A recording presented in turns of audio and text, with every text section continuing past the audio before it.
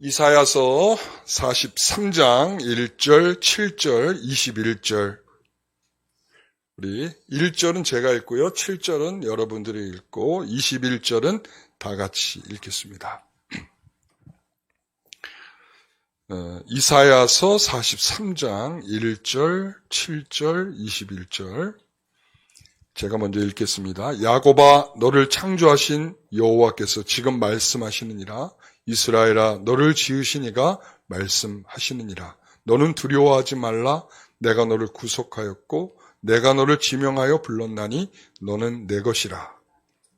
대전 나는 위하여 창조한 자를 오게 하라. 그를 내가 지었고 그를 내가 만들었느니라. 다 같이 21절. 이 백성은 내가 나를 위하여 지었나니 나를 찬송하게 하려 함이니라.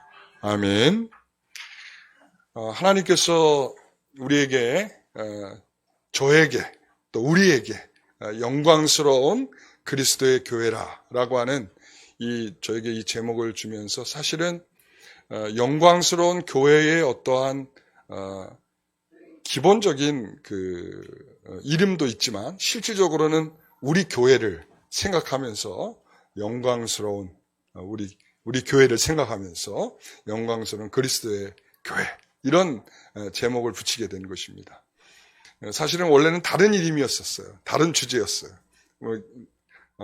그런데 이제 막바지에 와서 마지막 타이틀을 딱 붙이려고 할 때 영광스러운 그리스도의 교회다, 이렇게 타이틀을 바꾸게 됐죠. 우리가 교회는 하나님께서 우리에게 어떤 목적한 이유가 있기 때문에 그 목적을 두시기 위해서 교회를 설립하셨다, 이렇게 생각합니다. 왜 그런가 하면 이 교회에 대한 마음은 주님께서 처음부터, 우리 어제 나눴던 말씀 기억하시죠? 예?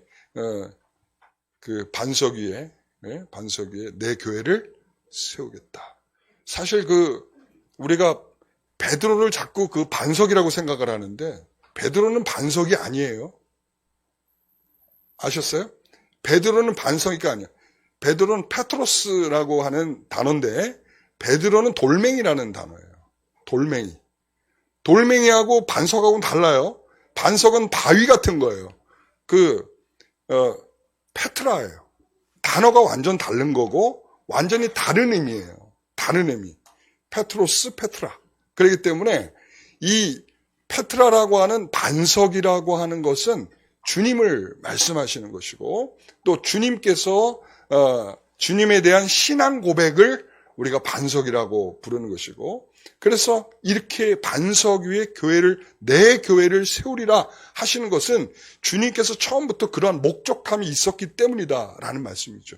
네가 이제 이 고백을 했기 때문에 내가 교회를 세우겠다, 이런 의미가 아니라 주님께서는 이미도 그래서 그들을 데리고 가신 거죠. 뭐 하기 위해서? 신앙 고백 시키기 위해서. 그리고 난 다음에 내 교회를 세우겠다라고 하는 이 본격적인 계획적 실현을 말씀을 하고 계시는 거죠. 한복판에 주님께서 세우시는 하나님의 백성들을 위한 한복판에 뭘 뒀느냐? 교회를 두셨다라는 것입니다. 자, 그래서 영원한 목적을 이루기 위한 영광스러운 그리스도에게 속한 자로서 우리는 교회로서 사명을 갖는다. 우리가 교회하면 아직까지도 건물로 생각하시는 분 없죠? 그렇죠? 적어도 우리는 하나님께서 부르신, 하나님께서 택하신 백성 정도는 말할 수 있잖아요. 그죠? 우리 다른 거는 다 몰라도 이 정도는 말할 수 있잖아요. 뭐 성령의 전이다, 그리스도의 몸이다, 그리고 구속사의 기관이다, 뭐 이런 거 다 몰라도 적어도 하나님께 택하신 백성이다 정도는 할 수 있잖아요. 그죠? 그러니까 우리가 하나님께서 백성들을 택하신 것. 오늘 43장 1절에 뭐라고 그랬어요? 야곱아, 너를 창조하신 여호와께서 지금 말씀하시니라. 이스라엘아, 너를 지으시니까 말씀하시니라. 너는 두려워하지 말라. 내가 너를 뭐하였고? 구속하였고 내가 너를 지명하여 불렀나니 너는 내 것이라. 바로 주님께서 이 말씀의 의미를 담고 우리에게 교회를 주고 계시는 겁니다. 그러니까 너는 내 거야. 내 거야. 그래서 우리가 베드로가 교회에 대한 약속을 듣고 나중에 이제 베드로서를 쓰면서 우리 성도들을 가리켜 뭐라고 부르냐면 너희는 택하신 족속이요. 그리고 왕 같은 제사장이요. 그리고 거룩한 나라요. 이렇게 얘기한다. 그러니까 이러한 것들은 뭐냐면 그게 바로 교회다. 그게 바로 성도다. 성도는 단순하게 그냥 예배드리러 모인 대충 이런 사람들이 아니고 하나님께서 이렇게 왕같이 제사장같이 한 나라와 같이 하나님께서 그렇게 불러내신 사람들이 뭐라는 거예요? 하나님의 백성이고 교회다라고 말하는 거예요. 그래서 이제 구약의 출애굽기 19장에 보면 하나님께서 이스라엘 백성들을 애굽에서부터 쫙 끌어내셔서 이 시내산 바로 앞에서 교육하시면서 하셨던 말씀 중에 하나가 뭐냐? 너는 내 거, 내 소유다. 이 말을 하시거든요. 내 소유다. 내 것이다. 내 것. 이게 바로 내 것이라고 하는 것이 하나님께서 내 백성에 대한 하나님의 태도예요. 하나님은 내 것에 대해서 분명한 마음을 갖고 계시는데 그 마음이 뭐냐면 내 것 빼앗기지 않는다. 이거예요. 그리고 그 내 것을 통해서 내가 받아야 할 마땅한 영광을 내가 받을 것이다. 라고 하는 것이 하나님께서 우리에게 주신 굉장히 중요한 목적이라는 것이죠. 자, 그래서 이 첫 번째의 언약의 공동체, 이 언약의 공동체라는 거예요. 그래서 무슨 사명이 있다? 예배의 사명이 있다. 자, 우리가 이 예배의 사명이 있다라고 할 때 굉장히 중요한 점이 있어요. 우리가 요한계시록을 보게 되면 요한계시록을 전체적인 구조 속에서 딱 보게 되면 어떻게 되어 있냐면 인자와 같으신 이가 권능의 팔로 7개 교회를 붙들고 계시다. 이렇게 표현하고 7개 교회는 이제 오고 올 모든 교회들을 의미하는 거거든요. 그 7개의 교회들을 하나님께서 붙들고 계시는데 그 7개 교회가 이제 앞으로 어떤 일이 환난과 그리고 어려운 시대를 겪게 될 것이다 라는 거예요. 그래서 그러한 환난과 곤고와 어려운 시대, 다시 말하면 7개의 연속적인 심판의 재앙들에 대한 설명 전에 무엇을 두고 있냐면 요한계시록 4장 5장에서 하늘의 영광을 돌리고 있는 제사, 다시 말하면 예배, 성도들이 하나님께 영광을 돌리면서 그 예배를 드리고 있는 그 성도들이 이제는 이 환난의 시대를 잘 견뎌내는 자들이 될 것이라고 하는 의미로서 설명을 하고 있거든요. 다시 말하면 하나님을 찬양하고 예배하는 그 일이 그냥 우리가 습관적인 것으로 돼서는 안 된다라는 의미예요. 우리는 이 예배가 우리의 생명을 살리고 그리고 이 예배가 우리가 어떻게 보면 세상에 나가서 거룩한 성도로서 예배하기 위한 그런 가장 기본적인 요건들을 확인하는 그런 순간이 바로 예배인 거예요. 그러니까 우리가 어떤 면에서 보면 예배는 우리가 세상에서 총도 맞고 칼에 찔리고 우리가 전쟁으로 비유한다면 우리가 전장터에 나가가지고 총도 맞고 칼도 찔렸어요. 그러면은 그냥 놔두면 어떻게 되겠어요? 예? 그 상처가 덧나가지고 못 쓰게 돼서 잘라야 되든지 아니면 죽게 되든지 그러게 됐죠. 그러니까 그러한 것들을 치료하기 위해서는 본지에 돌아와야 돼. 그렇죠? 본지에 돌아와서 병원에서 뭐 해야 돼요? 치료를 받아야 돼. 그래서 다시 치료를 받고 건강을 회복하면 다시 어디로 가? 다시 전쟁터로 가는 거예요. 이런 원리예요. 그래서 이 지상의 교회를 가리켜서 무슨 교회라고 부르면 싸우는 교회, 전투하는 교회다 이렇게 부르거든요. 그리고 이 천상의 교회를 가리켜 승리한 교회 이렇게 부르는 거거든요. 다시는 전쟁이 없죠. 그러나 우리는 이 땅에서 계속 뭐가 있어야 돼? 전투가 있는 거예요. 그러니까 전투하는 교회의 성도들이 이것을 계속적으로 활력을 갖고 이 전쟁터에 나가서 뭔가 싸울 힘을 얻기 위해서는 이 예배가 굉장히 중요하다는 거예요. 그러니까 예배에 와서 그냥 졸고 앉아있다가 네 맞습니다. 그럼 세상에 나가서 어떻게 되겠어요? 맞습니다. 계속 하는 거야, 그냥 이것이 미혹을 하는 건지 이것이 너 죽으라고 하는 건지 전혀 모르고 예, 맞습니다. 이러고 있는 거지. 그러니까 주일의 공예배가 중요한 이유 중에 하나는 뭔가 하면 바로 이것이 하나님께 영광이 돌려져야 일상의 예배가 예배처럼 되는 거예요. 네? 그래서 어떤 사람들은 그렇게 얘기하죠. 어쨌든 일상의 예배든 주일의 예배든 이거 하나만 잘하면 되는 거 아닙니까? 그래서 오늘날 많은 성도들이 그런 선택을 하고 있잖아요. 난 주일날 예배만큼은 잘한다. 그리고는 집에 가서부터는 성경을 덮어놓고 살죠. 성경도 덮어놓고 기도도 덮어놓고 그리고 아무것도 생각하지 않고 일주일 동안 그냥 내 삶을 살죠. 그럼 이거 안 된다는 거예요. 그러니까 우리가 여기서 말하는 예배의 사명이라고 하는 것은 주일의 공예배를 통해서 우리가 활성화되어 우리가 일상의 예배를 드리는 것. 이게 뭐냐면 이게 바로 우리가 예배의 사명을 갖고 있는 거예요. 그러니까 어느 곳 교회만이 예배할 장소가 아니라 우리의 일상에 우리가 살아가는 모든 장소가 뭐여야 한다? 예배의 장소가 되어야 된다. 그런 의미에서 중요한 거죠. 자, 여기서 보게 되면 한번 같이 좀 보겠습니다. 교회가 감당해야 할 여러 가지 사명들 가운데 가장 중요하고 첫째 되는 것은 바로 삼위일체 하나님에 대한 예배의 사명입니다. 그런 차원에서 교회 존재의 목적은 선교도 사회사업도 복지활동도 아니고 오직 하나님을 향한 예배입니다. 하나님은 자신을 향한 예배를 목적으로 사람을 지으셨고 이 세상을 창조하셨습니다. 하나님께서 자신을 예배하도록 우리를 지으셨기 때문에 우리는 우선적으로 하나님께 예배를 드려야 합니다. 따라서 정상적인 사람이라면 하나님을 예배하지 않을 수 없다. 그러면 하나님을 예배하지 않으면 정상적인 사람이 아닌가? 그럴 수 있다. 예. 여러분, 우리가 이 코로나 시대를 지나면서 제가 여러분들에게 굉장히 강조한 게 있죠. 그게 뭐예요? 예배죠.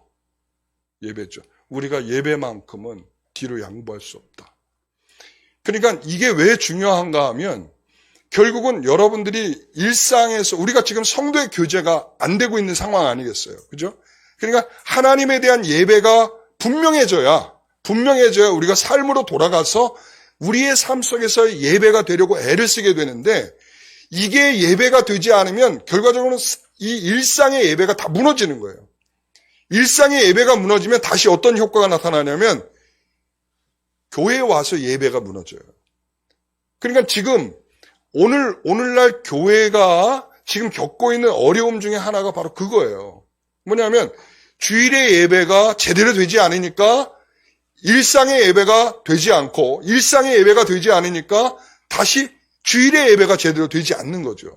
그러니까 이러한 불과 분리 분명한 것은 구별은 해야 돼요. 주일의 공예배와 그리고 또한 일상의 예배를 구별을 해야 돼요. 그러나 뭐가 되지 않는다?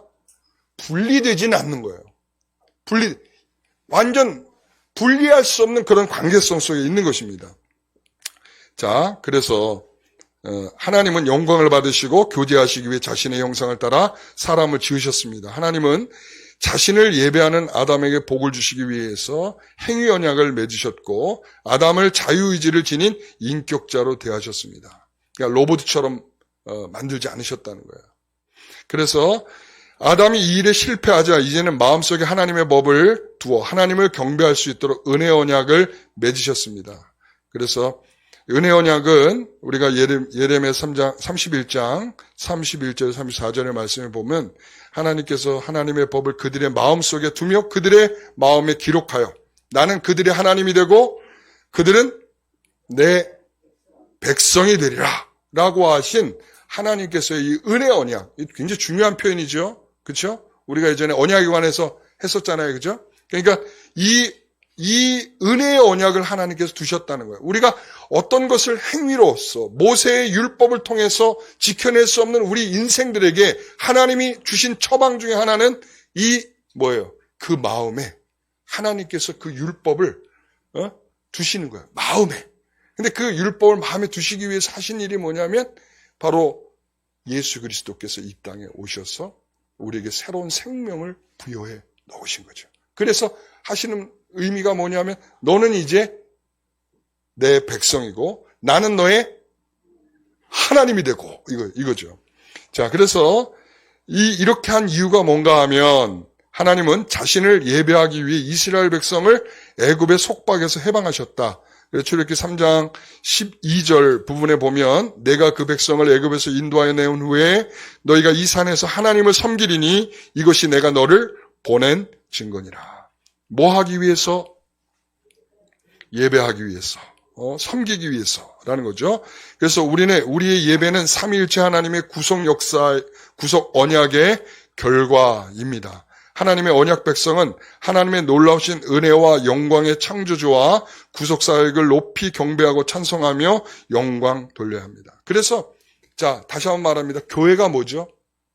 교회가 자, 성부 하나님께서 성자 예수님께 일정한 사람을 주셔서 십자가에서 구속해낸 사람들을 가리켜 뭐라 그랬어요? 교회다 그랬죠. 그러니까 이와 같이 나를 그렇게 불러내기 위해서 하나님께서 행하신 그 놀라운 계획, 그리고 그렇게 실행하기 위해서 오신 예수 그리스도, 그리고 그것을 우리에게 적용하시는 성령 하나님, 이 삼위 하나님에 대하여 돌려야 할 그 영광을 마땅히 돌리는 것이 뭐다? 예배다. 이거예요. 그러니까 우리가 이것을 모르면서 예배한다는 것은 불가능한 거야. 그러니까 뭐라고 얘기를 하냐면 우리는 이 삼위 하나님이 어떤 분이신지에 대한 이해 없이 드리는 예배는 그래서 예배가 안 되는 거예요. 그냥 수박, 아우 잘하시네요. 이따 점심 먹고 나면 수박 있죠? 수박 맛을 좀 보여드릴게요. 아시겠죠? 겉만 먹어서는 안 돼. 어디를 먹어야 돼? 속을 먹어봐야 수박 맛이 이런 거구나 이런 건데 하나님이 어떤 분이신지를 알지 못해. 그러면서 하나님께 영광 돌려요. 거짓말이죠. 그러니까 하나님이 어떤 분이신지 모르고 구속의 주가 어떤 분이신지 모르고 성령 하나님이 어떤 분이신지도 모르면서 그분이 주시는 그 은혜가 뭔지도 제대로 모르면서 그냥 예배한다는 거 이건 진짜 거짓말인 거예요. 예? 자, 그러면서 구별된 주의 날 교회의 예배와 삶의 공간의 예배, 이 10계명 가운데 제4계명은 우리에게 안식일을 기억하여 거룩히 지키라고 명령합니다. 안식일의 핵심은 공적으로나 사적으로나 하나님을 예배하는 일에 시간을 온전히 바치는 것입니다. 하나님은 도덕적이고 항구적인 계명으로 7일 중 하루를 안식일로 특별히 지정하셨죠. 그래서 거룩히 지키게 하셨고 이날이 그리스도께서 부활하신 후부터 일주일의 첫째 날인 주일로 바뀌었습니다. 그래서 그리스도인들은 세상 끝날까지 이 주일을 안식일로 지켜야 합니다. 여러분 그거 아세요? 원래 쉬는 날 없이 사람들이 일했다는 거? 고대로 올라가면 쉬는 날이 없었어요. 그냥 365일 노동을 하는 거예요. 그런데 쉬는 날이 정해지게 된 이유가 뭔지 아세요? 주일을 지키도록이에요. 이게 쉬는 날이 정해진 이유가 여러분 주일을 지키기 위해서요. 여러분 그러니까 주님께 감사하셔야 돼. 우리가 쉬는 날을 쉬는 날 우리가 집에서 그냥 방바닥에서 엑스레이를 찍어야 되는데 꼭 이렇게까지 나와야 되나요? 여러분 그러면 주님께서 우리에게 쉬는 날을 주신 것에 대한 감사가 없는 거예요. 그러니까 우리가 지금 어떻게 해서 쉬게 됐는지도 모르는 주제들이 말이죠. 그냥 집에서 그냥 널브러져 가지고 있어야만 마치 쉬는 것처럼 여기고 있는 정말 그런 신자들이 돼서는 안 된다는 거예요. 우리는 하나님께서 우리에게 공적으로 예배할 수 있는 날을 정하신 거예요. 그게 바로 처음 창조부터 하나님께서 계획하셨고 그것이 안식일이었는데 이젠 안식 후 첫날인 주일이 이제 그 부활을 기념하여 모이게 되는 그 주일이 이제는 그런 안식일로서의 의미를 갖는단 말이죠. 그래서 이렇게 하나님을 예배하기 위해 적절한 시간을 구별하는 것은 자연의 법칙도 모순되지 않습니다. 하나님은 모든 곳에 예배를 받으셔야 하며 모든 신자가 매일 각 가정에서 은밀히 홀로 예배해야 합니다. 또한 공적 예배를 명시하는 때에는 교회에서 공예배를 경솔하게 여기거나 소홀히 하거나 저버려서는 안 되고 더욱 엄숙하게 예배해야 합니다. 그러니까 공적 예배는 어떻게 드려야 돼요? 경솔하지 아니하게, 소홀하지 아니하게, 저버리지 않게 엄숙하게 하나님께 예배해 드려야 합니다. 동시에 우리는 일상의 예배를 중요하게 여겨야 합니다. 구별된 주님의 날이며 부활의 날인 주일에 예배를 드리든 매일매일 일상의 삶으로 예배를 드리든 그 예배가 거룩해야 하고 살아있어야 하며 하나님이 기뻐하시는 예배여야 한다. 그래서 로마서 12장 1절 너희 몸을 하나님이 기뻐하시는 거룩한 산 제물로 드리라. 이는 너희가 드릴 영적 예배니라. 예? 그래서 우리가 주일날 모이면 모이는 교회가 되는 것이고 우리가 주일날 모였다가 흩어지면 흩어지는 교회가 되는 거예요. 그러니까 우리는 죽으나 사나 다 뭐예요? 교회라는 거. 여러분. 그러니까 우리는 교회로 모였다 교회로 사라지는 거야. 아시겠죠? 예? 그래서 우리는 어느 공간에서든지 우리 예배를 드려야 되는데 이런 의미에서 주일 없이 삶으로 드린 예배가 존재할 수 없고 삶으로 드린 예배 없이 주일 예배의 진정성이 담보되기 어렵습니다. 주일의 예배와 일상의 예배는 확실히 구별되지만 분리되어서는 안 됩니다. 어떤 사람이 주일교회에서 예배를 종교적으로 드리면서 평일에는 전혀 하나님과 상관없는 삶을 살고 있다면 그의 주일 예배는 뭐라고요? 외식이고 하나님께서 기뻐하시지 않습니다. 반대로 참된 예배는 일상의 예배이기에 주일을 반드시 거룩하게 지킬 필요는 없다는 식으로 말하는 건 역시 성경의 예배를 왜곡하는 그릇된 말입니다. 그러면 무엇이 진정한 삶의 예배일까요? 진정한 삶의 예배는 교회에서 참되고 합당한 공적 예배의 생명을 가지고 삶에서 하나님을 두려워하며 하나님께 영광 돌리고 하나님을 높이는 일상을 살아내는 것을 뜻합니다. 그래서 이런 의미에서 삶의 모든 것이 예배의 자리, 예배의 공간이어야 되는데 자 밑에 각주 1번을 좀 보십시오. 뭐라고 되어 있죠? 자 로마서 12장을 보라. 이게 로마 12장이에요. 12장을 보라. 우리의 삶의 예배가 무엇인지 우선 주일날 공적 예배와 예배당 안에서 각각 믿음의 분량대로 지혜롭게 생각하며 서로 지체가 되어 섬기고 그리고 악을 미워하고 선에 속하며 형제를 사랑하고 존경하며 열심을 품고 부지런히 주님을 섬기고 즐거워하고 기도하며 성도들의 쓸 것을 공급하고 손대접하기를 힘쓰는 것. 이게 바로 교회 안에서 해야 할. 그 다음에 그리고 나아가 삶 속에서 하는 것은 뭐냐면 박해하는 자를 축복하고 함께 즐거워하고 울고 높은 데 마음을 두지 말고 낮은 데 처하며 악으로 악을 갚지 말고 선을 행하며 모든 사람과 화목하고 원수 갚지 말고 하나님께 맡기는 것. 이렇게 여러분 우리의 예배라는 것이 우리가 그냥 찬송 부르고 이런 것이만 예배가 아니라 여러분 우리의 예배가 이런 다각도적이라고 하는 것에 대해서 우리가 이해하고 계셔야 돼요. 그리고 일상에서 역시도 마찬가지죠. 그래서 우리의 예배가 이처럼 다각도적으로 예배적인 삶 그리고 예배적으로 우리가 행동해야 할 예배적 태도가 있다는 것을 우리가 기억하셔야 됩니다. 자, 그러면서 중요한 이제 다니엘 헤이드라고 하는 사람이 이런 말을 했어요. 같이 한번 읽어볼까요? 주일에 정당한 이유 없이는 하나님의 집을 절대 비우지 말라. 자기 교회에서 베풀어지는 성찬식을 절대 놓치지 말라. 그래서 은혜의 수단이 베풀어지고 있는데 자기 자리를 비우는 일이 결코 없도록 하라. 이것은 그리스도인으로서 성장하고 부유해지는 데 있어 매우 중요한 것이다. 당신이 공연히 놓쳐버린 바로 그 설교에 당신 영혼에 적절한 보물 같은 말씀이 담겨 있을지 모른다. 예. 여러분 우리가 1년에 성찬식이 몇 번 행하죠 지금? 우리가 2번 하고 있잖아요. 그렇죠? 2번. 그런데 그거 한 번 어차피 6개월에 또 할 건데 하면서 안 하는 태도를 보이는 것은 좋지가 않아요. 그러니까 제가 예전에 섬기던 교회에서 장로님이 말이죠. 부활절 성찬식을 앞두고서 교회를 여행을 간 거야. 어떻습니까? 어차피 또 할 건데 하면서 그건 아니죠.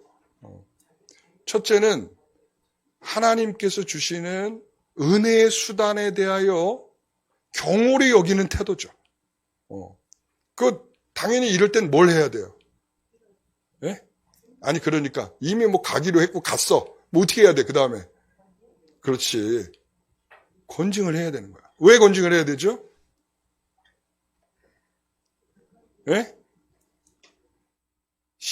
이 신실한 권징을 실행해야 될 이유 중에 하나가 올바른 성례를 시행하지 못하는 것에 관해서, 거기다가 또 예를 들어서 그냥 성도라고 하면 누가 연약하니까 이렇게 얘기를 하겠지만, 장로님이신데, 장로님이시면 뭐예요?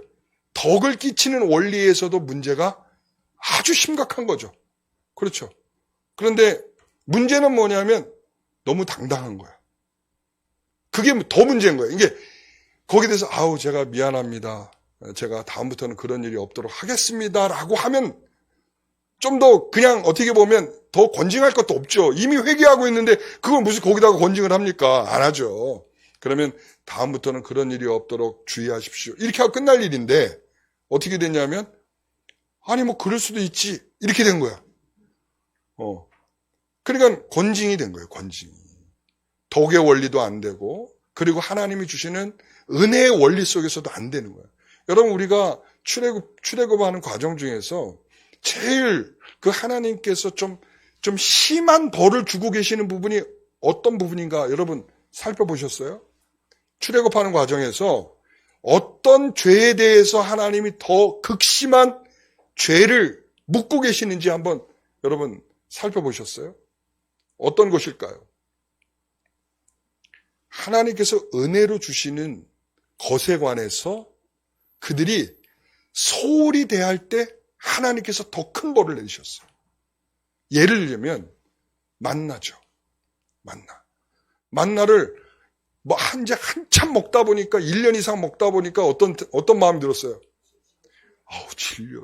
이렇게 맨날 먹을 게 이거밖에, 왜 고기는 없는 거야? 이거 하나님께서 우리에게 생명을 살려주시는 그런 엄청난 그 은혜가 담겨 있다는 것에 대한 이해가 없어. 그래서 하나님이 주신 벌이 뭐예요? 고기를 줬죠? 그리고는 이 사이에 씹기도 전에 어떻게 됐어요? 바로 즉사를 시켜버리셨어. 기브롯 핫다와라고 하는 이름을 붙이게 되죠. 그 지명에 대해서. 그런데 한 번 그렇게 했는데도 불구하고 이것들이 또 그러네? 그래서 어떤 일이 벌어졌어요? 이번에는 불뱀을 갖다가 확 풀어버리셨죠, 하나님.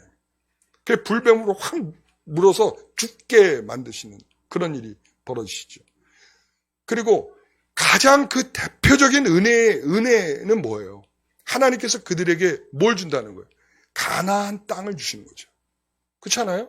가나안 땅만큼 더 큰 은혜가 어디 있습니까? 그 땅, 하나님께서 아브라함에게 약속하신 그 땅, 그래서 너희들에게 그 400년 후면 들어가리라 했던 그 땅, 그 약속을 받았는데 이제 들어가야 되는데, 그 들어가는 걸 어떻게 해요? 딱 들어가서 정탐꾼이 12명이 딱 가서 딱 살펴보고는, 우리 못 가요. 쟤네들 보니까 먹는 거 장난 아니고, 쟤네들 등치가 이만하고 키가 이만하고, 우리는 감히 싸워도 안 될 것 같아요. 이랬죠. 하나님 그래서 그들에게 내린 일이 뭐예요? 그들이 싹 죽을 때까지 가나안 입성 금지죠. 그래서 40년이 된 거예요. 40년. 여러분, 우리가 하나님이 내려주시는 은혜에 대해서 우리가 은혜를 너무 경홀히 여기는 자들에게 하나님은 분명하게 거기에 대해서 기뻐하지 않습니다. 여러분, 이 성찬이라고 하는 거 다음에 또 있는데 이번 안 받으면 어때? 라고 말하지만 여러분, 하나님이 그 생명 걷어갈지 누가 알아요? 다음은 없어. 너 이번이 끝이야. 이럴 줄 누가 알아요? 네? 그리고 여기 좀 전에 이 헤이드가 하는 말이 뭐라고 그래요? 당신이 빠진 그 주일에 당신에게 꼭 필요한 그 말씀이 들려질 줄 누가 알습니까? 그러니까 우리는 항상 그런 마음을 갖고 예배에 참여하는 마음이 좀 필요한 거예요. 그게 사명인 거예요. 그게 사명. 그러니까 해도 되고 안 해도 되고 오늘은 빼고 내일 해도 되는 그러한 일로서가 사명이 아니고 우리는 반드시 이거에 대해서 사수하고 지켜내야 되고 우리가 이것을 우리가 정말 기쁨과 감사와 정말 우리의 목적에 맞는 합당한 영광으로 우리가 돌려야 하는 그 사명이 우리에게 주어져 있다라는 것이죠. 자, 그러면 그 다음 페이지. 자, 두 번째. 우리는 무슨 공동체라고요? 신앙의 공동체. 자, 그래서 신앙의 공동체는 뭘 한다고요? 신앙교육과 경건의 훈련의 사명을 갖는다. 그랬습니다. 여러분, 우리가 어제 했던 말씀 중에 교회를 세우는 이유, 그때 제가 세 가지를 했잖아요. 그렇죠? 교회를 세우는 이유. 첫째, 충만을 나누시기 위해서다. 그리고 두 번째, 자, 두 번째는 요것과 관련됐으니까 조금 이따 하고, 세 번째, 보화를 캐내기 위해서, 지식과 지혜의 보화를 캐내기 위해서 하나님께서 교회를 주셨다. 자, 그럼 두 번째는 뭘까요? 두 번째는 우리를 잘하게 하시려고, 뭐하게 하시려고? 잘하게 하시려고 우리 교회를 주신 거예요. 자, 그렇다면 오늘 이 신앙교육과 경건의 훈련 중에 첫 번째 의미 중에 하나는 뭐냐면 우리를 뭐하기 위해서? 잘하게 하기 위한 그런 의미에서이죠. 그래서 하나님의 백성이며 그리스도의 몸인 교회는 무엇보다도 그리스도를 구주로 고백하는 신앙 공동체이며 동일한 믿음을 고백하는 신앙 고백 공동체입니다. 자, 이거를 저기로 말한다면 하나님의 교회의 속성으로 말한다면 우리가 그 중에 이것은 뭐에 해당되는 부분이 되겠죠? 동일한 신앙 고백. 뭐죠? 단일성. 그렇죠. 단일성을 말해요. 단일성.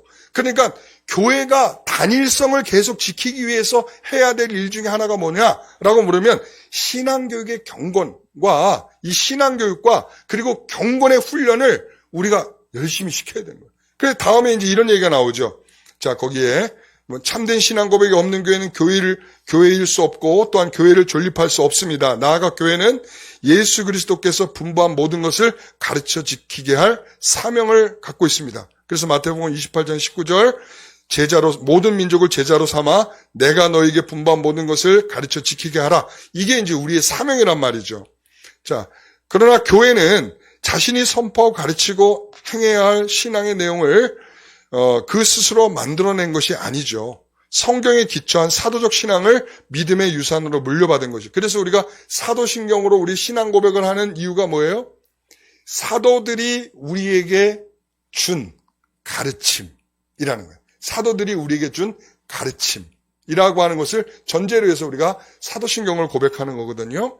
그래서 이 믿음의 유산은 시대마다 세대를 이어가며 하나님의 말씀인 성경에 근거하여 자기 자신의 참된 믿음의 사람, 거룩한 언약 백성이 되기 위하여 끊임없이 신앙과 경건의 훈련이 계속되어야 합니다. 그러므로 자, 같이 읽어봅니다. 교회는 과거의 신앙 유산을 그대로 보존만 하는 것이 아니라 자신의 세대는 물론 다음 세대의 사람들에게 올바르고 적합하게 가르치고 전달함으로써 신앙을 계속해 이어가야 할 사명을 가지고 있습니다. 그렇지 아니할 경우 하나님의 말씀을 떠나 하나님을 알지 못하는 세대가 곧 일어나게 될 것입니다. 여러분, 이게 얼마나 중요한 일인가를 우리에게 새삼 느끼게 하지 않습니까? 지금 우리가 이 위기에 와 있어요. 그러니까 우리가 이 위기에 와 있다는 것은 뭐냐? 다음 세대에 우리가 이런 신앙 교육에 대한 지침들을 정확하게 우리가 못했었고 또 지금도 잘 못하고 있고 그럼 이렇게 되면 나중에 어떻게 되겠다는 거예요? 제대로 전수가 안 된 것이니까 결과적으로 어떻게 돼요? 이것을 이어갈 것을 놓치게 되는 거죠. 지금 유럽 교회가 그렇게 됐고 그리고 우리 한국 교회가 급속도로 그렇게 빨리 그와 같이 진행이 되어가고 있단 말이죠. 그러므로 우리가 여기에 대한 좀 더 사명의식을 가져야 될 중요한 이유가 거기에 있는 것입니다. 우리는 하나님께서 우리에게 주신 이 유산, 신앙적인 유산을 잘 보존해야 될 것이 우리에 대한 책임이에요. 우리가 1차적으로는 우리가 이것을 보존해야 될 책임을 갖고 있고 그리고 이것을 전달해야 할 책임을 우리가 갖고 있단 말이에요. 그러니까 우리만 갖고 우리는 믿었으니까 됐다 이렇게 하고 안심하고 끝나는 게 아니라 다음 세대들에게도 이걸 우리가 정확하게 이 내용들이 전수가 되어야 우리의 역할이 충분히 된 거예요. 그러니까 우리의 사명은 바로 교회의 사명은 바로 거기에 있다. 아시겠죠? 자, 그래서 신명기 11장 18절에서 21절 말씀을 보면 이러므로 너희는 나의 이 말을 너희의 마음과 뜻에 두고 그리고 그것을 너희의 자녀에게 가르치며 그리하면 여호와께서 너희 조상들에게 주리라고 맹세하신 땅에서 너희의 날과 너희의 자녀의 날이 많아서 하늘이 땅을 덮는 날과 같으리라. 그러니까 그것을 너희의 자녀에게 가르치며 너희의 마음의 뜻에 두고라고 하는 것은 보존이죠. 그죠? 그 다음에 그것을 너희 자녀에게 가르치며 라고 하는 건 전수죠. 그리고 그리하면 어떻게 된다는 거예요? 그 생명력이 길다 라고 지금 설명을 해주고 있는 거죠. 그래서 사도행전 2장 42절 말씀에 따르면 이제 초대교회에서도 있죠. 그냥 모인 게 아니에요. 그냥 사람들끼리 모여서 하는 것이 아니라 사도적 가르침을 통해서 뭐라 하냐면 그 성도 서로 교제하고 떡을 떼며 오로지 기도하고 이 일을 누가 했다고요? 사도들의 가르침을 따라 교회들이 초대교회 성도들이 모여서 그와 같이 했다는 거예요. 성령의 오순절에 예루살렘의 교회를 설립하게 하셨습니다. 그리고 예수님은 그 교회의 교사로서 사도들을 명하였고 훈련받을 사람 3,000명의 성도가 있었습니다. 이제 3,000명 또 5,000명 막 이렇게 계속 있었겠죠.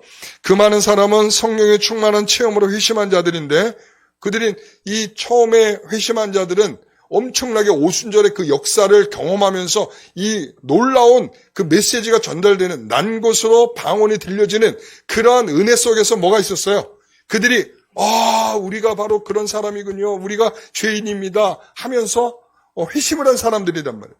그러니까 이 사람들은 먼저 무엇을 가르쳐 배움을 얻어서 신자가 된 사람들이 아니고 기적적인 은혜와 역사 속에서 아주 그냥 불가항력적으로 반항할 수 없는 그런 은혜 속에서 구원을 받게 된 사람들이란 말이죠. 그러니까 이런 사람들, 이게 우리가 한국교회 분위기가 이랬었거든요. 초창기에. 그러니까 막 불같이 일어나는 거예요. 막 기도와 성령, 방언 못하면 저리 가라, 개도 방언한다. 막 이러면서 이랬단 말이죠. 그러니까 그런 분위기 속에서는 차분하게 앉아서 말씀 배우려면 야야야야야. 성령의 역사가 있는 것이지 말씀은 이랬단 말이죠. 그러니까는 우리가 신비주의적 운동이 굉장히 강하게 나타나는 거예요. 그러니까 왜냐 그걸 체험했으니까 그러면 너희들도 이런 체험이 있어야 돼 이렇게 되는 거죠. 그래서 그들에게 보이는 형식 중에 하나가 뭐냐면 사도들의 가르침을 따라서 그냥 하는 게 아니야. 사도들의 가르침을 따라서 교제하고 떡을 떼고 기도하고 하는 일. 자, 뭘 통해서요? 사도적인 가르침을 빼지 않고 왜? 우리는 어차피 신령하고 어차피 우리가 은혜 받았고 우리가 언제든지 하나님께 직통으로 우리가 할 수 있는데 우리가 이런 것에 대해서 굳이 이렇게 해야 되느냐 이렇게 하지 않고 사도적인 가르침을 통해서 교제하고 기도하고 성찬을 하고 이랬단 말이죠. 그런 그들의 신비한 경험이나 즐기면서 자신의 지성을 무시하거나 신학을 경시하거나 사고하기를 멈춰버린 사람들이 아니었습니다. 우리는 이 점에 주목해야 합니다. 반대로 그들은 사도들의 가르침을 듣기 위해서 지속적으로 모였는데 그들이 모인 곳에는 성령께서 진리를 드러내시고 그 진리를 드러내고 가르치는 일을 위해 사도들이 교사로 사용되었습니다. 그렇기 때문에 회심한 자들은 사도들의 발 앞에 앉아서 할 수 있는 한 모든 것을 배우는데 힘썼습니다. 오늘날 우리는 사도적인 가르침을 신약 성경 속에서 찾을 수 있습니다. 신약 성경을 통해 그들의 가르침이 최종적인 형태로 우리에게 전해졌는데 그러므로 영광스러운 교회의 사명은 배우는 교회, 즉 사도들의 가르치는 권위에 복종하는 교회라고 할 수 있으며 그래서 목사는 충실하게 강단의 성경을 설교해야 하고 성도들은 그것을 충실히 배우며 특히 부모들은 가정에서 자녀들에게 성경의 내용을 가르치는데 힘을 써야 합니다. 우리가 여기서 보면 우리 베레아 사람들은 어떻게 했다고 그러죠? 우리가 요즘 이제 사도행전을 하고 있으니까 베레아 사람이 어떻게 했다고 그러죠? 예, 간절한 마음으로 말씀이 그런가 하여 예? 끊임없이 그 말씀을 계속 묵상하는 일들을 했단 말이죠. 그러니까 여러분 우리가 듣고 나서 여러분들이 기억을 안 하는 것은 어찌 보면 기억력의 한계가 아니라 기억을 하려는 노력들이 사실은 좀 부족하다라는 생각이 들어요. 여러분 아니십니까? 여러분들이 예를 들어서 드라마를 보듯이 열심히 노력을 하고 여러분들이 좋아하는 것을 하는 것만큼 노력을 하면 절대 기억이 안 날 수가 없어요. 예.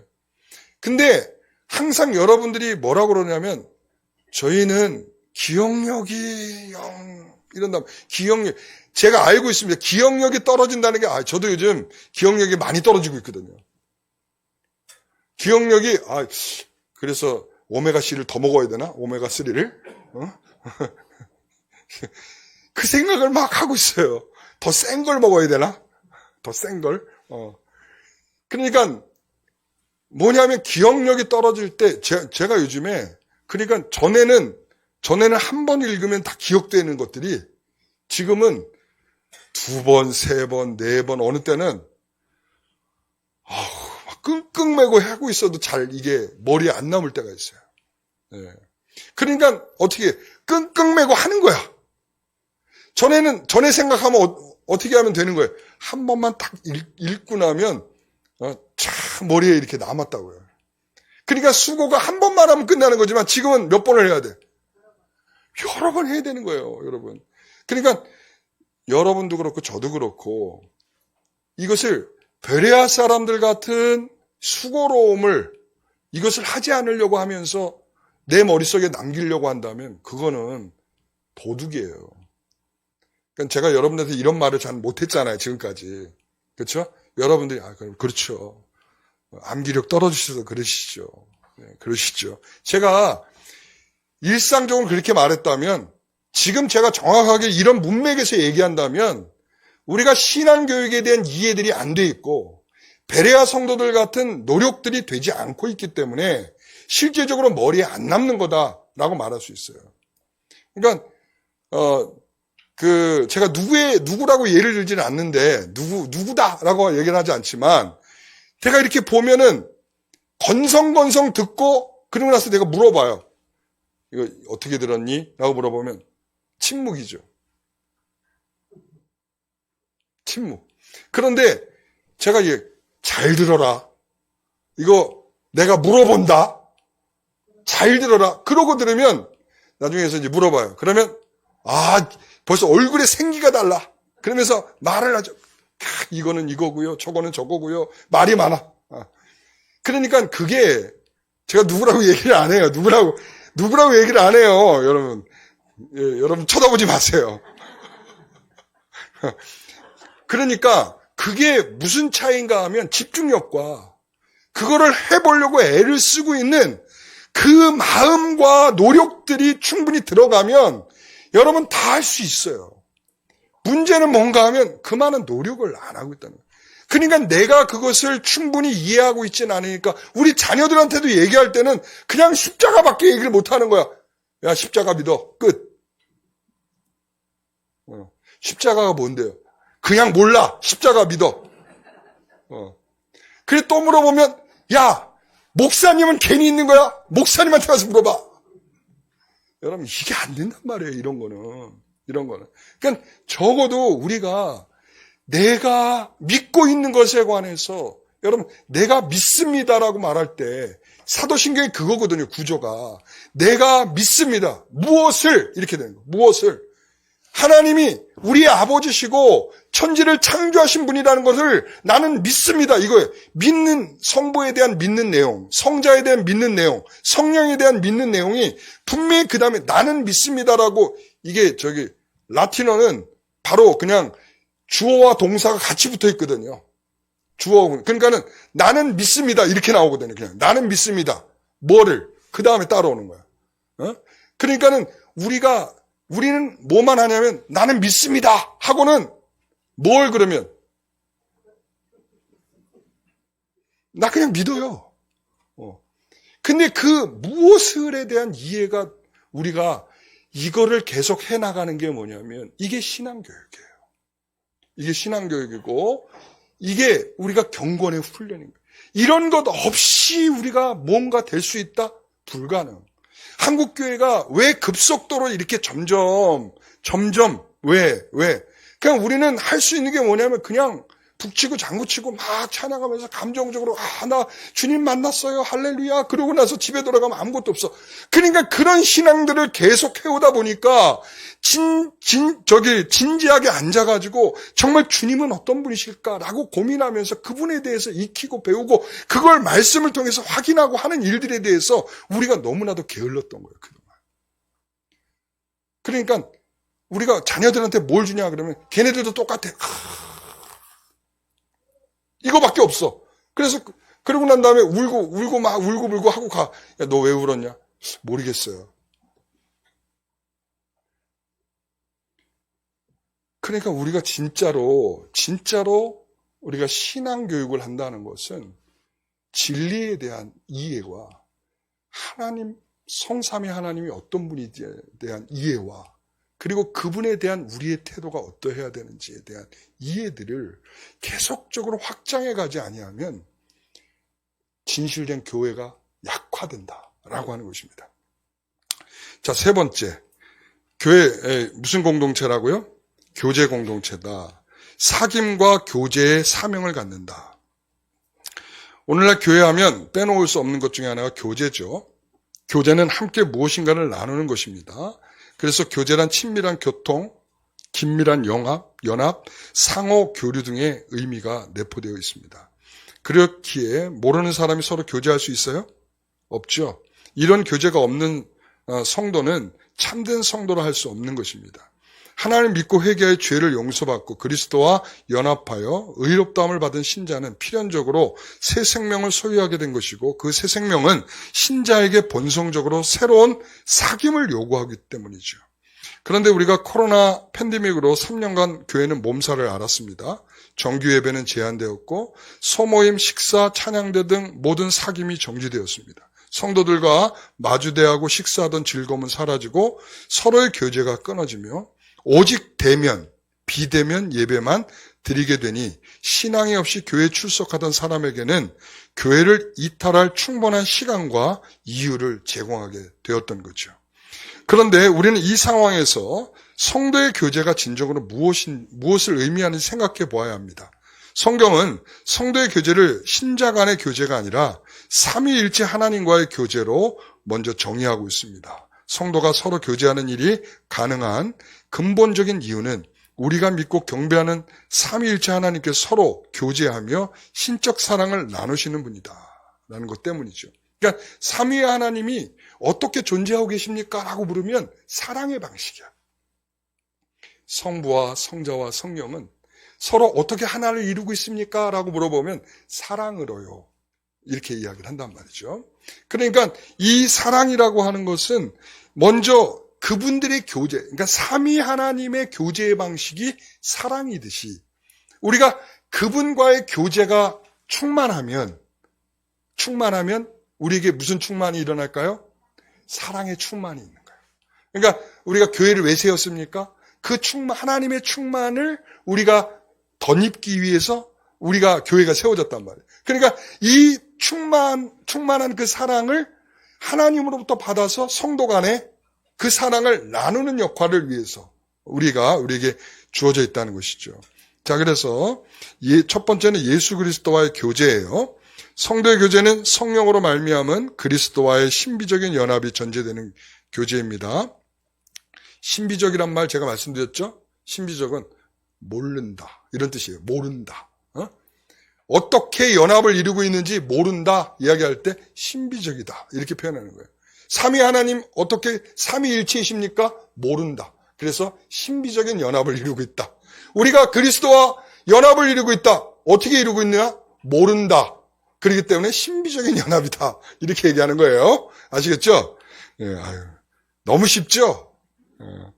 자, 성도의 교제는 성령님과 믿음으로 말미암아 그들의 머리이신 그리스도께 연합한 모든 성도는 그리스도의 은혜와 고난과 죽음과 부활과 영광을 통해 그리스도와 교제하는 것입니다. 이게 바로 이 연합을 이루고 있는 내용이에요. 그게 뭔가 하면 우리가 그분이 머리가 되시고 우리는 몸이 돼서 연합을 이루고 있고, 그리고 모든 성도들은 그분의 은혜, 그분이 받은 고난, 그분이 받은 십자가, 그분이 부활하신 부활, 이런 모든 은혜를 그분이, 우리가 그랬잖아요. 에베소의 말씀에 예수 그리스도와 함께 죽고 예수 그리스도와 함께 살고 예수 그리스도와 함께 하나님 보좌 우편에 앉는다 그랬잖아요. 그러니까 그분이 빠져 있는 상태에서 우리가 죽고 살고 한다고 아무런 의미가 없어. 그분과 함께 해야 돼. 이게 바로 교제를 말하는 거예요. 그래서 바울은 고린도 교회에서 편지하면서 너희를 불러 그의 아들 예수 그리스도 우리 주와 더불어 교제하게 하신 하나님은 미쁘시도다 라고 썼습니다. 그래서 예수 그리스도의 존재와 인격과 그분이 우리를 위해 하신 일에 관해 무지하다면 그는 성도의 교제를 조금도 모르는 사람입니다. 그러니까 우리 성도 간의 교제가 약해지는 첫 번째 이유가 뭐냐면 그리스도와의 교제가 약하기 때문에 그분이 우리의 당하신 고난을 생각하면 우리가 성도들 간에 우리가 겪는 일들에 대해서 충분한 양보 이유가 되죠. 돼요? 안 돼요? 안 돼요? 돼요? 안 돼요? 돼요? 안 돼요? 되죠.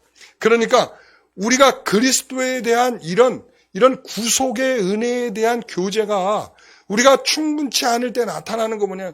우리가 성도 간의 교제에서 양보되거나 그리고 사랑으로 용납하거나 하는 일들이 약해지는 거죠. 이해가 되시죠? 그래서 성부 하나님의 교제에 우리의 사귐은 아버지와 그 아들 예수 그리스도와 더불어 누리는 것이다. 태초에 완벽하고 풍요로운 세상에서 하나님의 뜻에 반역하고 범죄하여 타락한 아담은 더 이상 하나님과 교제할 수 없었습니다. 그러나 그 이후에는 주 예수 그리스도의 은혜와 고난과 죽음과 부활과 영광 가운데 은혜의 보좌 앞에 담대히 나아가게 되었습니다. 여기서 나아가자라는 표현은 히브리서 저자가 가장 즐겨 사용하는 용어 중에 하나입니다. 그 왜 그런가 하면 여러분 하나님께서 하나님의 백성들에게 구약의 성도들에게 하나님의 백성들에게 만나기 위해서 주신 장소가 어디예요? 응? 아니 구약 성도들에게 성막과 성전이죠. 성막과 성전. 그래서 거기에 보면 성소와 지성소가 있어서 지성소에는 1년에 한 차례 대제사장만 나아가는 거죠. 뭘 하러? 하나님을 만나러. 대제사장이 12지파의 모든 소망을 다 담아서 그곳으로 들어가는 거예요. 그렇게 들어갈 때 어떻게 들어가요? 절차가 있잖아요. 절차가. 반드시 피해 제사가 있어야 하고, 그리고 정결 규례들을 지켜야 하고, 그리고 만약에 그거 하나라도 뭔가 빠져가 제대로 하지 않으면 어떻게 되죠? 즉사예요, 즉사. 그래서 대제사장이 그 지성소에 들어갈 때 몸에다가 뭘 묶었다고 그랬어요? 예, 이거를 끈을 묶어가지고 만약에 아무런 인기척이 안 나고 그러면 어떻게 해야 돼요? 들어가서 끌고 나오면 되잖아. 안 되잖아요. 누구만 들어가야 돼? 대제사장만 들어가야 되니까 죽으면 이렇게 끌고 나와야 되니까 끈을 묶어놓고 들어가는 거야. 그러니까 무슨 죄악이 해결되지 않았다든가 아니면 어떤 규례에 대한 모든 것이 제대로 지켜지지 않았다든가 할 때에는 즉사했단 말이죠. 그러니까 이렇게 하나님께 나아간다라고 하는 것이 실적으로 죄인인 사람들이 하나님께 나아가는 일이 굉장히 부담스러운 일이에요.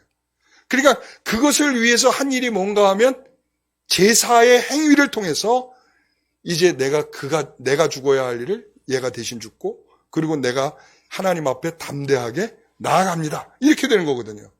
그래서 이제 이 히브리서는 나아가다라는 말을 많이 쓰고 있는 거예요. 보면 히브리서 저자는 담대함으로 은혜의 보좌에 나아가자 자기를 힘입어 하나님께 나아가는 자들을 온전히 구원하실 수 있으니 참마음과 온전한 마음으로 하나님께 나아가는 자는 우리가 영문 밖으로 그에게 나아가자라고 나아가자는 것은 그건 뭐예요? 교제하는 것을 말해요. 그런데 죄인된 우리가 어떻게 하나님께 나아가 거룩하신 하나님과 교제하게 되었습니까? 그것은 하나님의 인격적인 속성인 사랑이고요. 우리가 하나님을 사랑하기 전에 먼저 우리를 사랑하셨고 그 사랑을 우리에게 아낌없이 부어주셨기 때문이죠. 그 하나님의 사랑을 증표하는 것이 뭡니까? 예수 그리스도죠. 그렇죠?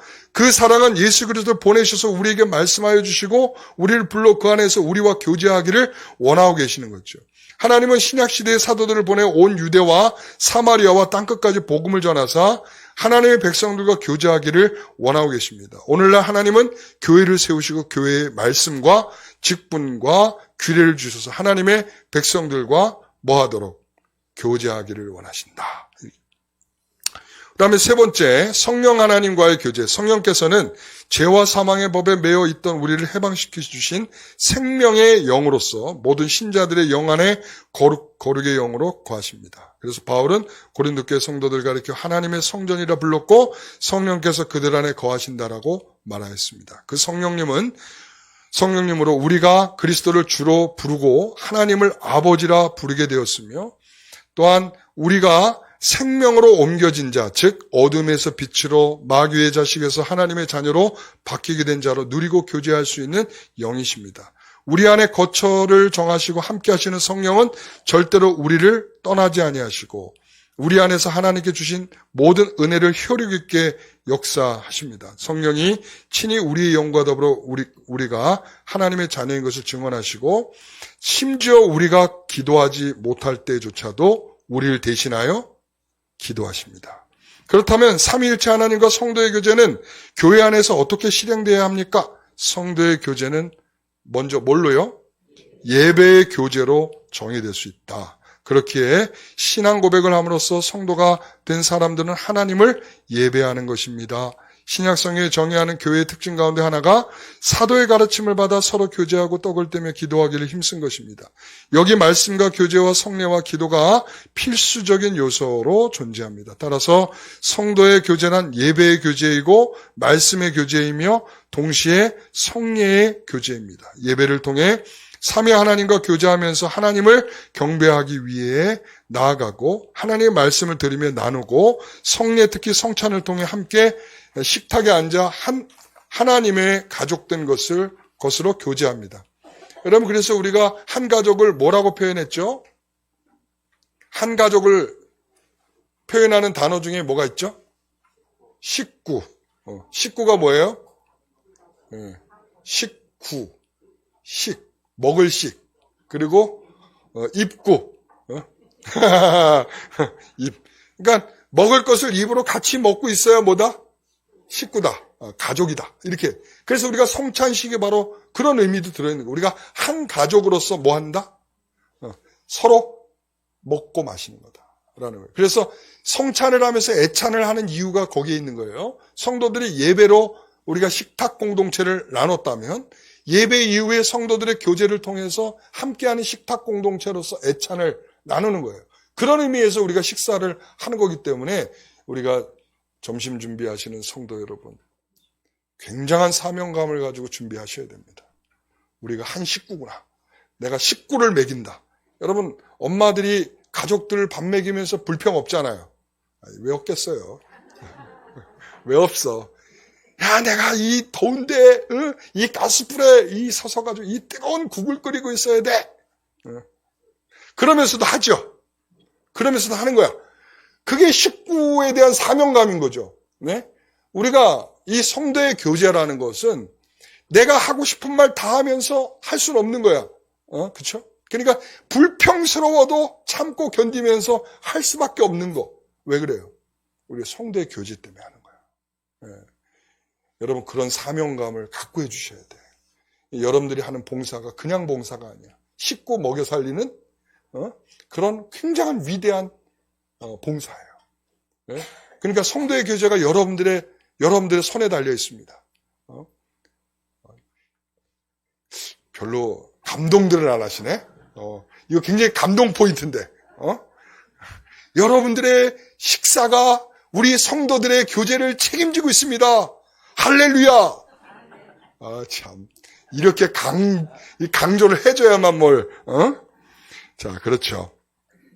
자, 히브리서 10장 24절, 25절에 보면, 자, 서로 돌보아 사랑과 선행을 격려하며 모이기를 패하는 어떤 사람들의 습관과 같이 하지 말고, 오직 권하여 그날의 가까움을 볼수록 더욱 그러하자. 이랬습니다. 여러분, 여기서 우리가 중요한 것 중에 하나가 뭐냐면, 이게 성도의 교제는 수직적인 측면이 있고, 그리고 수평적인 측면이 있다는 거예요. 그러니까 뭐가 우선하냐 그러면 저는 수직적인 거예요.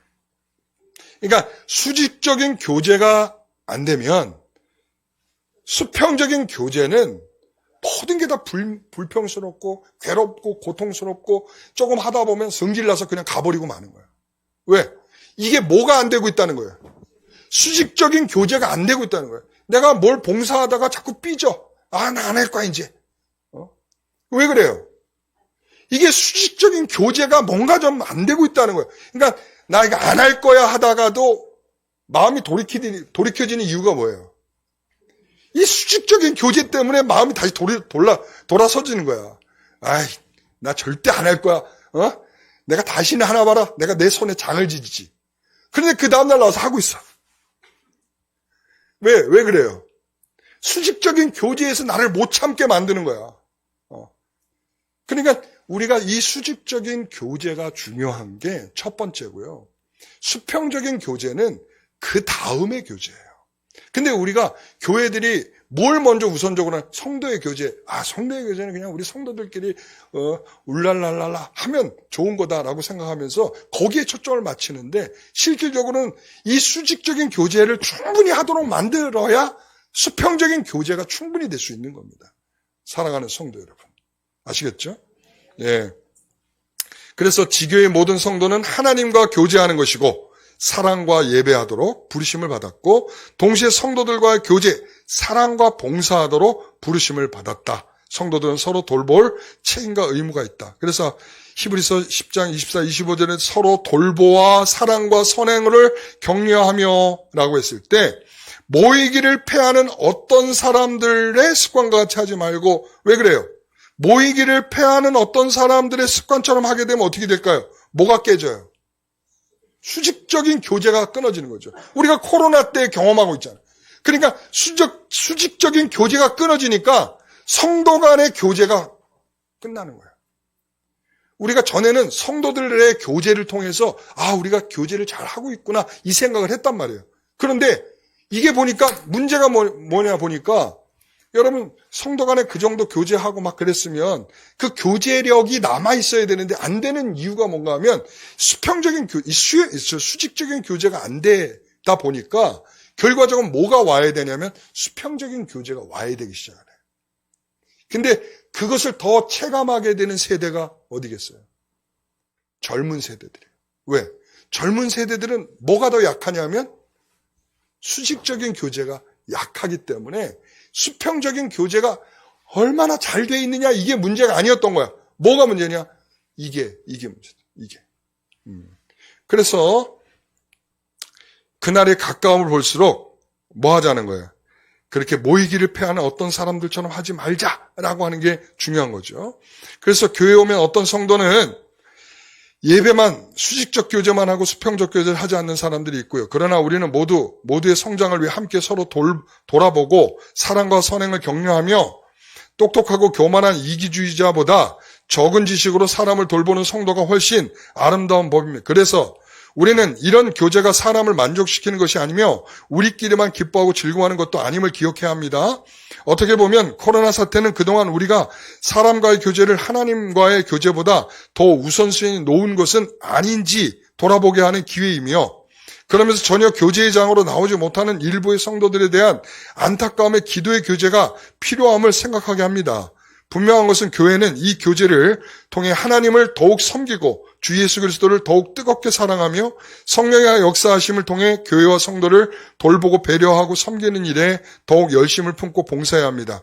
우리는 주님의 봄된 교회와 하나님 나라의 확장을 위해 성도들과 함께 기쁨과 슬픔을 나누는 성도의 참된 교제를 하며 참된 거룩한 공교회의 모습을 더욱 확고히 하는 교회가 되어야 할 것입니다. 자, 네 번째, 봉사의 공동체. 섬김과 봉사의 사명. 하나님께서 예수 그리스도 안에서 중생의 구원의 은혜를 주실 때 새로운 생명의 선물과 함께 성령께서는 모든 믿는 자에게 다양하고도 특별한 은사를 나누어 주시며 그 은사를 통하여 각자에게 주신 사명과 사역들을 감당하게 하셨습니다. 그랬죠. 제가 성령의 은사는 뭘 준다 그랬어요? 직분. 직분. 성령의 은사와 직분이 관련되어 있고, 자, 그래서 그 직분은 결국 무엇을 하게 한다? 섬김과 봉사를 목적으로 한다. 이 말씀 드렸어요. 그렇기 때문에 이건 충분히 설명이 됐다고 보고요. 성령은 우리 각자에게 은사와 직분을 나누어 주심에 있어 자유롭고 주권적이십니다. 성령께서 우리에게 은사와 직분을 주시는 주된 목적은 섬김과 봉사일을 하게 하기 위해서입니다. 우리는 그리스도의 몸된 교회의 유익을 위해 우리에게 주신 은사와 직분에 따라 서로가 서로에게 섬기고 봉사해야 할 책임과 의무가 있습니다. 이와 같이 교회는 언제나 거룩한 섬김을 위한 섬김의 공동체, 봉사의 공동체인 것입니다. 하나님은 무슨 일이든지 다 하실 수 있지만 우리의 손을 통해서 일을 하듯이 우리도 이웃의 손이 되어 발휘되어 주어야 합니다. 세상의 주님이지만 비천한 종으로 오신 예수 그리스도의 본을 받아 그리스도의 몸된 우리가 서로 섬기고 봉사하는 그곳에 하나님의 나라가 임할 것입니다. 그리스도인들은 모두 지배자나 주인이 아니라 섬김의 종이며 은사의 청직입니다. 그러므로 교회의 모든 직분과 직책은 오로지 섬김으로부터 생겨나고 섬김을 목표로 존재합니다. 그리고 그러한 섬김에 있어 자기에게 주신 은사가 무엇인지 세밀하게 살펴서 그 주신 은사에 따라 섬기며 은사에 합당하게 쓰임받을 때 그것은 우리 모두에게 유익이 되고 축복이 되는 겁니다. 자, 로마서 12장 6절에 8절 말씀 보면 우리에게 주신 은혜대로 받은 은사가 각각 다르다 이렇게 했어요. 우리에게 주신 은혜대로. 그러니까 한 사람들마다 주신 은사가 달리 있어야 돼요. 그렇지 않겠어요? 손이 손의 기능을 해야지 손이 발처럼 굴면 안 되잖아요. 그렇죠?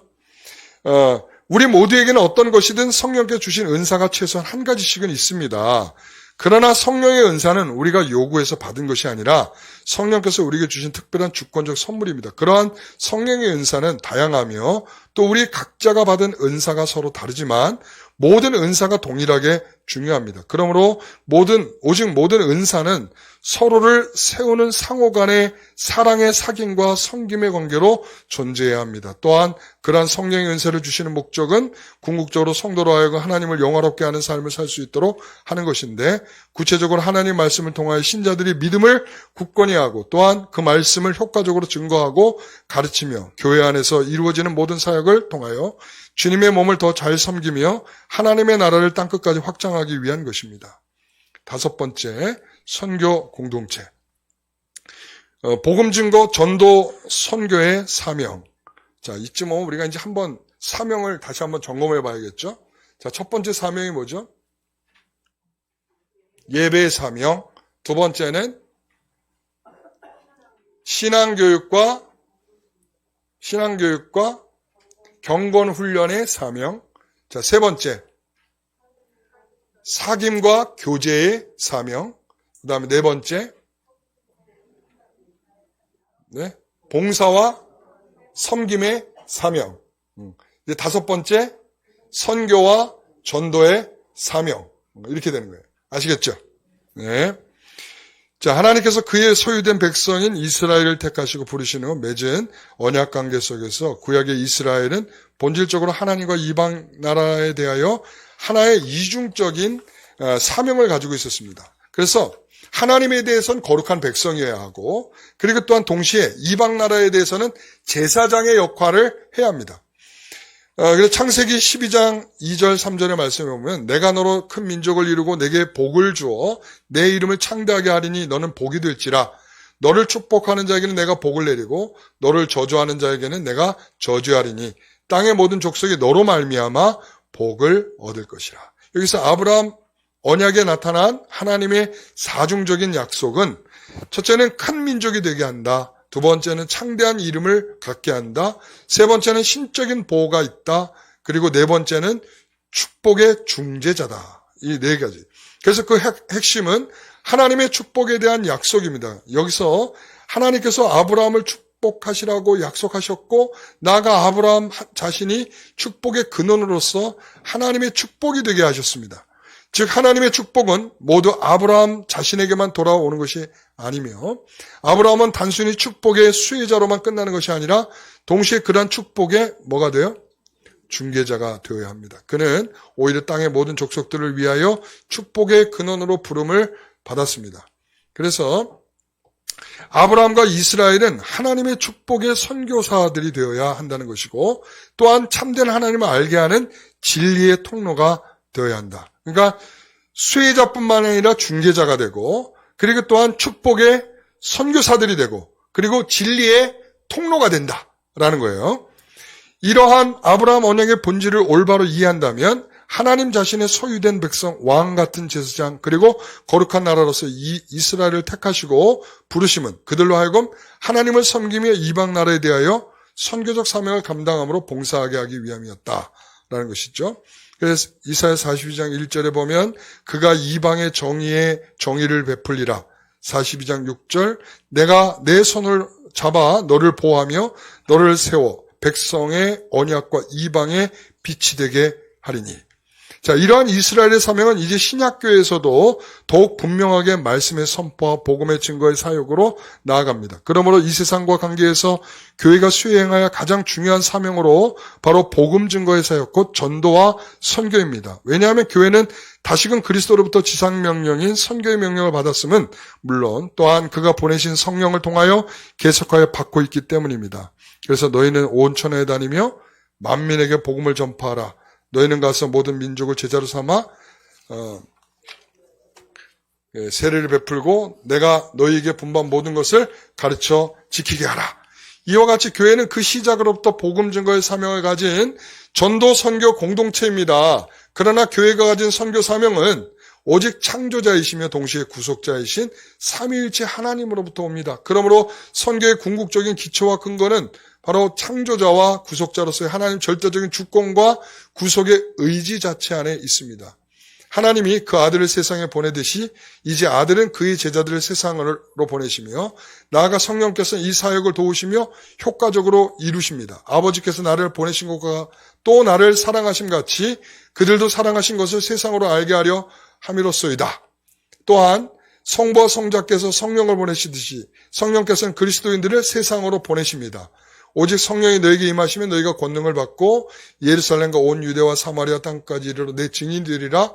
이처럼 선교는 언제나 삼위일체 하나님의 선교이고 선교의 궁극적인 주체는 교회가 아니고 삼위일체 하나님이십니다. 또한 선교의 궁극적인 목적도 하나님의 영광입니다. 교회는 그 주체가 아니고 뭐라고 그랬죠? 이 선교가 사명이라는 사명. 아시겠죠? 자, 교회는 언제나 하나님께 사용하시는 선교의 도구일 따름이고 조금 극단적으로 말하면 교회가 전도적 선교적 사명을 외면하면 교회가 세상 가운데 존재해야 할 이유와 가치는 사라지게 될 것입니다. 자, 그래서 결론적으로 낭떠러지에 서서 위험함을 못 느끼는 무감각. 오늘날 교회에는 교회 사명이 잘 보이지 않습니다. 분명히 교회라고 불리는 성도들이 자신이 교회의 회원이 되고 직분을 갖고 있지만 그 자리 그 교회로 그 부르신 이유와 목적에 대한 의식이 보이지 않습니다. 주일에 모인 성도들의 예배에는 사모함과 기쁨이 없으니 그들의 삶에서도 어떠한 진정한 예배를 기대할 수가 없으며 그것은 자연스럽게 사귐과 교제에도 그대로 반영되어 나타날 것입니다. 또한 신앙교육과 섬김과 봉사, 전도와 선교의 사명도 우리 안에 잘 보이지 않습니다. 그 사명은 하나님께서 우리에게 사랑으로, 은혜로 부르신 자들에게 그 관계의 목적을 확인하는 것들입니다. 마치 능숙한 등산가가 위험한 낭떠러지에 서서 조금도 위험함을 느끼지 못하는 것은 너무도 반복해서 위험한 낭떠러지에 서다 보니 위험함을 느낄 수 없는 무감각함에 있기 때문입니다. 우리는 여러 사고에서 그것이 얼마나 위험한 무감각인지를 알고 있습니다. 우리는 교회에서 사명이라고 부르는 것들을 반복적으로 하다 보니 더 이상 그들이 사명처럼 느끼지 못하는 무감각에 빠지게 되었습니다. 그 무감각함은 우리에게 근본적으로 그 사명을 주신 하나님에 대한 신실한 믿음과 직결되는 것인데, 그 사명을 주신 하나님과 심각한 관계의 문제, 즉 위험한 신앙의 상태라는 것입니다. 우리가 교회라는 사실, 하나님의 영광을 위해 그리스도 안에서 택함을 받은 그 엄청난 가치는 사도 바울이 사명을 한순간도 잊지 않고 달려가게 한 힘이었습니다. 내가 달려갈 길과 주 예수께 받은 사명, 곧 하나님의 은혜의 복음을 증언하는 일을 마치려 하면은 나의 생명조차 조금도 귀한 것으로 여기지 아니하노라. 우리는 바울이 달려간 그 숨찬 길을 나는 상관없다고 생각하며 다른 누군가에게 그 짐을 지우려고 생각하지 않아야 합니다. 교회의 사명, 즉 삼위 하나님께서 우리를 사랑하셔서 택하시고 부르시고 부여하신 그 사명은 교회인 나 그리고 우리 모두가 감당해야 할 몫입니다. 숨차다. 여러분 충분히 이해가 좀 되셨겠죠? 이게 이제 우리가 어떻게 보면 지금까지 교회에 대한 모든 내용들에 대한 결론입니다. 우리는 교회에 이런 사명을 갖고 있다. 그러니까 하나님께서 성부에게 성자에게 주신 일정한 사람들에 대해서 예수 그리스도께서 구속을 하셔서 그 구속을 하신 것을 적용하기 위해서 사도들을 부르셨고 사도들을 통해서 들려지게 된 수많은 성도들이 교회가 되어서 그 교회가 돼서 우리에게 주시는 사명이 무엇이냐? 그 사명은 첫째로 하나님 앞에 예배의 사명을 하는 것이다. 그리고 신앙의 교육을 하며 경건의 훈련을 하는 사명을 받았다. 그리고 사귐과 교제의 사명을 받았다. 그리고 봉사와 섬김의 사명을 받았다. 그리고 또한 우리가 선교와 전도의 사명을 받았다. 그래서 우리가 교회에서 지금까지 우리가 애쓰면서 해야 될 중요한 이러한 일들이 그냥 해도 되고 안 해도 되는 일이 아니라 우리에게 굉장히 사명이 있는 일이구나 라고 하는 것을 다시 한번 자각하고 깨어나서 이 사명을 잘 감당하는 진정한 교회가 되기를 소망합니다. 기도하겠습니다. 하나님 감사합니다. 보이는 교회는 보이지 않는 교회를 우리가 바라보면서 참된 공교회는 공교회를 바라보면서 지교회를 이루어가는 그러한 교회들인 줄 믿습니다. 오늘 하나님께서 우리에게 참으로 부르신 은혜, 그 은혜는 반드시 우리에게 은사를 주시고 그 은사는 우리에게 무언가를 감당할 수 있는 사명의식을 갖게 하시는 줄 믿습니다. 하나님, 누구는 무엇을 받았으니 해야 하고 나는 상관없는 일이다 라고 생각할 것이 아니라 우리는 각자에게 하나님이 주신 몫이 있는데 그 몫을 충실하게 감당할 수 있는 마음을 주시기를 원하옵나이다. 하나님 우리에게 그런 마음을 주시옵소서. 예수님의 이름으로